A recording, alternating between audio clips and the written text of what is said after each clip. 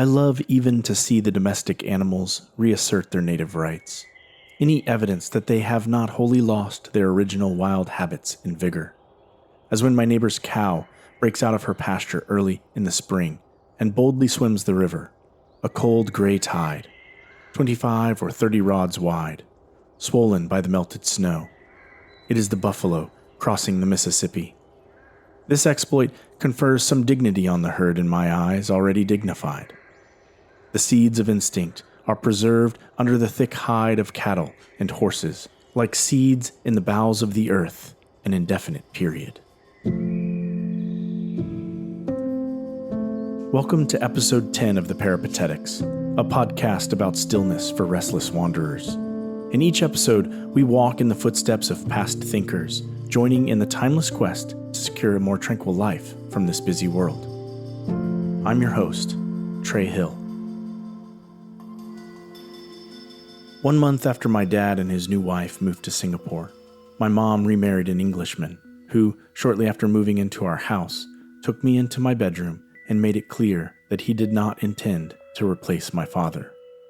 But at that point in my life, with my actual dad 9,936 miles away, I needed a father more than anything. A few years later, on my 15th birthday, Mick again pulled me aside for a talk. But instead of advice, he handed me an instrument, the instrument by which I have, for the last 30 years, made sense of the highlights and shadows of my days, a tool by which I would plot the trajectory of my career, provide for my family, and would form the central paradigm by which I understand the nature of the universe at every scale. He didn't just give me a camera. He gifted me his camera, a Pentax K1000. Mick may not have wanted to replace my dad, but his gift made it quite clear that he understood the man I was becoming better than anyone. That Pentax K1000 was with me when I touched down in Nairobi, Kenya on New Year's Day 1999, just a couple of months after a group I'd never heard of bombed the U.S. Embassy there. The group had a name no one seemed to know how to pronounce. They called themselves Al-Qaeda. In a pre-9/11 world, it was possible for a small group of college kids to travel to the site of such a bombing 5 short months after it happened. It was also possible for our families to walk right up to the gate, wave us goodbye, and wish us luck, because at one time we knew it was not the wild world we needed to worry about. The greatest threat to humanity was, then as now, those forces which seek dominion over it, to control it, to strip away its unpredictable power. Al-Qaeda, in its own way, represents the most extreme version of submission, the terrifying results of civilization's hunger to make everyone and everything conform. I managed to pack all I needed for that month in the Kenyan bush into a single rust-colored duffel, while onto the plane I carried a small gray Tamarack camera bag, which held my stepdad's old camera and 25 rolls of film. Now, this isn't a story about a camera or even photography. This is a story about a domesticated animal reasserting his native rights. But to get there, I need to tell you about the camera that made me feel like a badass every time it hung around my neck. The K1000 is a brilliant little machine, sexy as it is sturdy. Its polished stainless steel body, wrapped in rugged black grips, looks like the kind of camera a fearless war photographer carries onto the battlefield, which seemed strangely appropriate as we rolled past the bombed-out embassy. I marveled up at the charred black carcass of the building through the backseat window. It looked as if the massive maw of a fire-breathing dragon had taken a bite out of the building. A truly incredible sight. So it is incredible to admit that I didn't photograph it.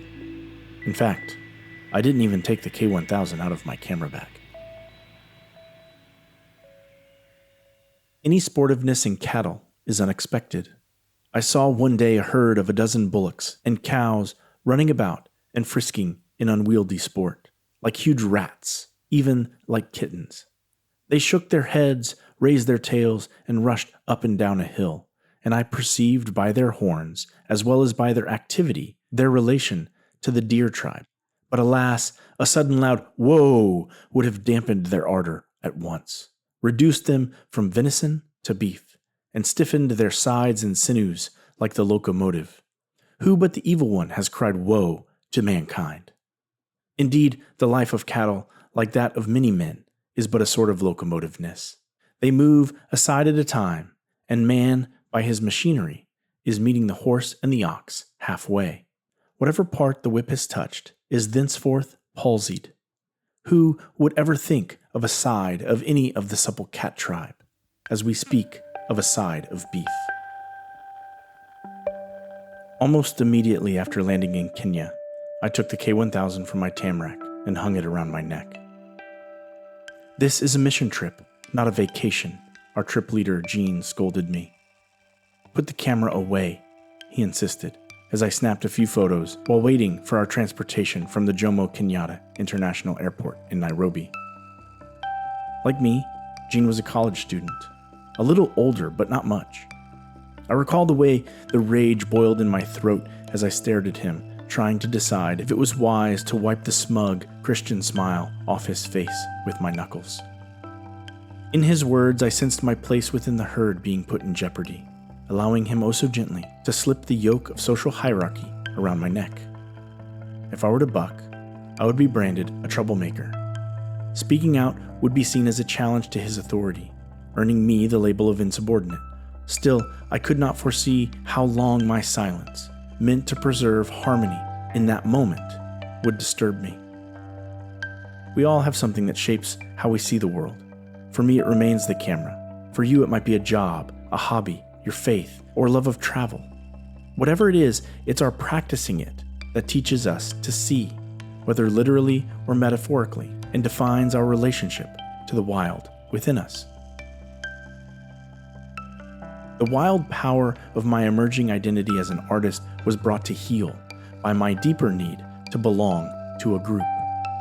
Thinking back on that moment, outside the airport in Kenya, if I'm honest about my anger, that little bit of wildness that I felt bubbling up inside me, while for years I directed it at the one who cried woe to me, all of that was just my way of deflecting responsibility for the choice I made to submit to the stinging whip of his words.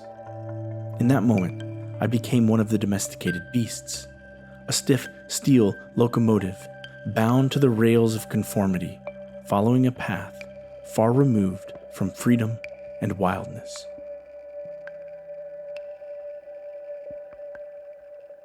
I rejoice that horses and steers have to be broken before they can be made the slaves of men, and that men themselves have some wild oats still left to sow before they become submissive members of society. Undoubtedly, all men are not equally fit subjects for civilization, and because the majority, like dogs and sheep, are tame by inherited disposition, this is no reason why the others should have their natures broken, that they may be reduced to the same level. Men are, in the main, alike, but they were made several in order that they might be various. If a low use is to be served, one man will do nearly or quite as well as another. If a high one, individual excellence is to be regarded. Any man can stop a hole to keep the wind away, but no other man could serve so rare a use as the author of this illustration did. When I think about the imagery we've spent the last several episodes exploring, Thoreau's refrain that in wildness is the preservation of the world, nothing animates that idea in my mind more clearly than my 2015 return to Kenya on what was my 9th trip to the African continent. Other than that first one, each of the subsequent 8 trips were for my work, making pictures. Beyond the incredible wildlife I witnessed, lions mating, elephants grazing, wildebeest and zebra migrating, cheetahs hunting, and a leopard feasting in the high branches of an acacia tree, that trip was a kind of rewilding experience for me. My slow return to what had been surrendered of myself in 1999. Though I had managed to turn the camera Gene asked me to put away into the primary tool by which I earned my living, it was on this trip 16 years later that I realized the limitations of seeing my art as merely the means to make a living. In those intervening years, I agreed to reduce my creative spirit to a form of fuel, powering the mechanized teeth of industry, and help keep them grinding, regardless of whether or not you yet view yourself as the creative type. you likely know this sense about which I speak. We all play a role within society, and each comes with the near constant pressure to conform ourselves to what others expect or need. This is as true for doctors, deans, and delegates as it is for parents, protesters, and poets. Like Thoreau's rare man, each of us, yes, even you, has a high purpose beyond the mundane, the functional, the convenient, and the profitable. Our bodies were not made to fill holes against the wind, nor our time to be traded for something so base as common currency. I was waking up to this idea even before I witnessed it across every acre of Kenya's Masai Mara and Tanzania's Serengeti. But in that unity of untamed land, filled with its myriad of majestic creatures, I felt the tectonic plates of myself shifting, as if the wild was calling me back to that something even more essential than my role within society. Like the cougars hemmed in by the highways of California that we talked about in episode 7, I had allowed myself to be boxed off by others' expectations and my own fear of being cut off from the herd. But I discovered somewhere in my psyche that a bridge had been built, opening up passage from the confines of that small-minded notion Jean first harnessed me with, the insulting insinuation that the art of seeing is a mere leisure activity, and opened me to the wide savanna of belief that my nature as an artist is, in fact, the holiest of human vocations. I would suggest as an aside that we should beware any institutions which make small its people and the objects of their worship. What is wild should remain wild, not twisted by terror or submission, as some would have it.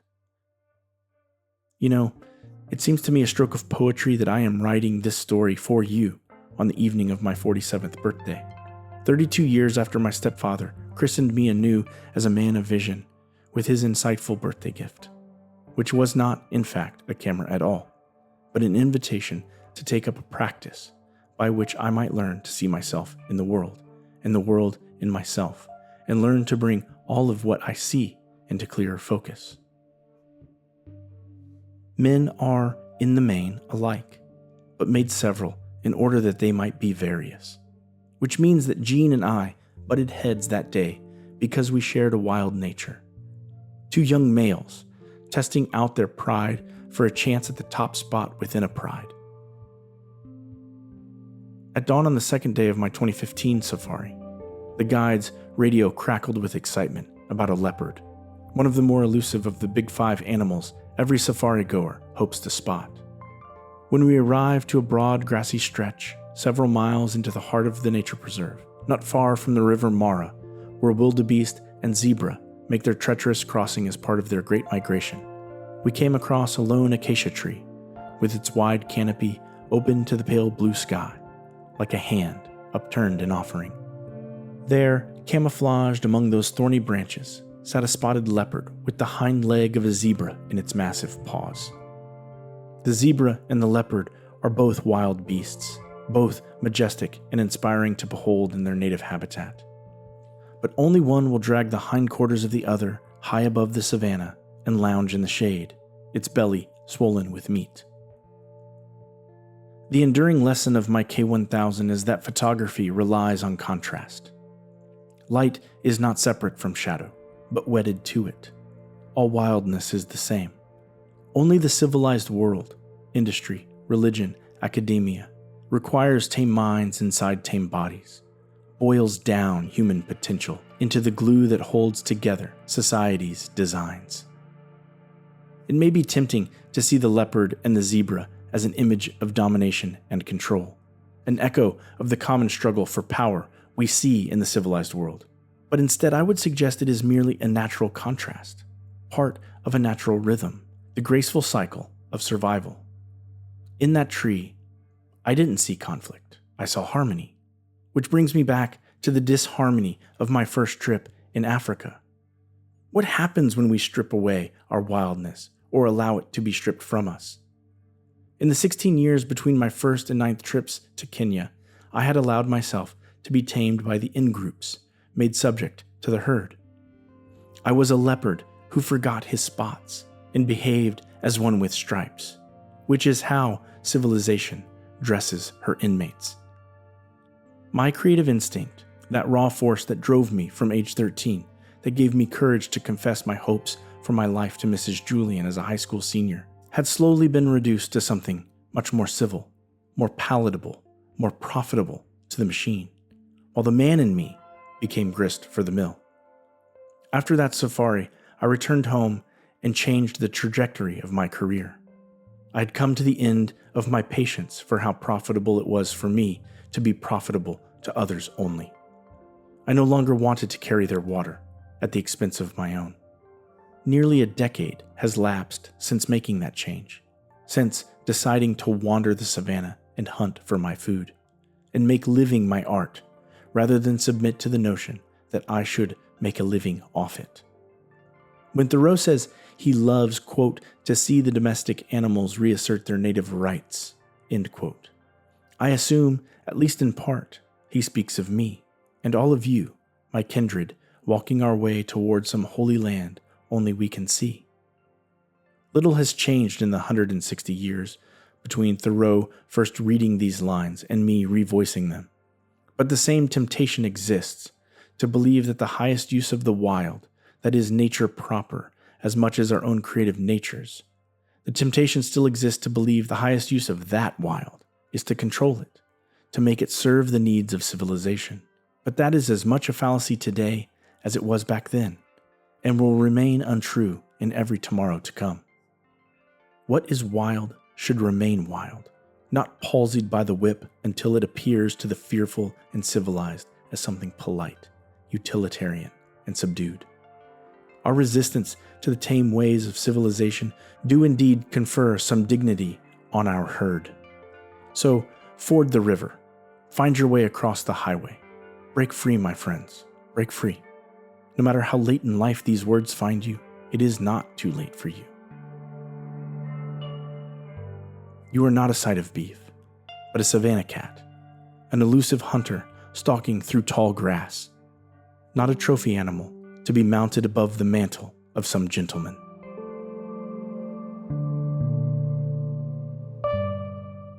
Confucius said, "The skins of the tiger and the leopard, when they are tanned, are as the skins of the dog and the sheep tanned. But it is not the part of a true culture to tame tigers, any more than it is to make sheep ferocious. And tanning their skins for shoes is not the best use to which they can be put." Thank you for listening to the Peripatetics. I'll be back again in a couple weeks with another episode.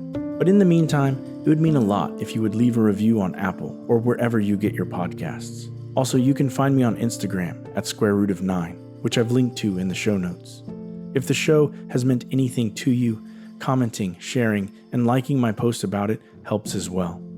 And if you post about the show, please tag me so I can share it. In our algorithmically driven world, it takes a village to grow an effort like this. Positive reviews and sharing with friends really do go a long way in helping drive awareness for the show, which makes it easier for fellow walkers to find us now and in the future. So, until next time, may your path be smooth and your pace steady.